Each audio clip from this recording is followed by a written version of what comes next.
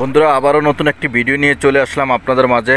সরাসরি চলে আসলাম আবারও সেই গুইমারা পুরাতন বাজারটিতে। আজকে আমি দেখাবো পাহাড়ি নারীরা কিভাবে পাহাড়ি শুকুর নিয়ে বসে আছে।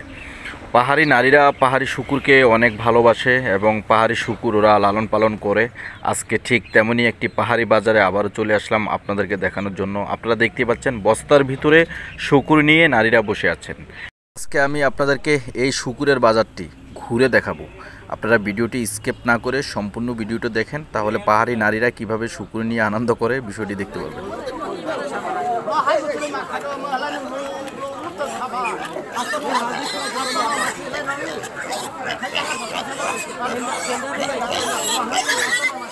পাহাড়ি মানুষের জীবনটা একটু সমতল ভূমির মানুষের চেয়ে অন্যরকম।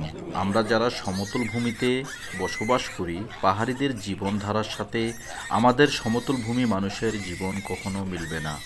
পাহাড়ি বাজারে আসলে অনেক ধরনের অদ্ভুত জাতীয় কিছু রহস্যজনক দৃশ্য দেখা যায়, যেটা সচরাচর সমতল ভূমিতে আসলে আমরা দেখতে পাইনি। পাহাড়ি মানুষ চাকমা, মারমা, ত্রিপুরা এবং পাহাড়ি যে 7টা জাতি আছে, ওনারা বিভিন্ন পাহাড়ি নানান জাতের পশু পাখি এবং বিভিন্ন ধরনের পোকামাকড় খেয়ে অভ্যস্ত, যেটা সমতল ভূমির মানুষ কখনো এই জিনিসগুলা আপনারা খাননি। ওনারা শুকুরের মাংসটা অনেক পছন্দ করে।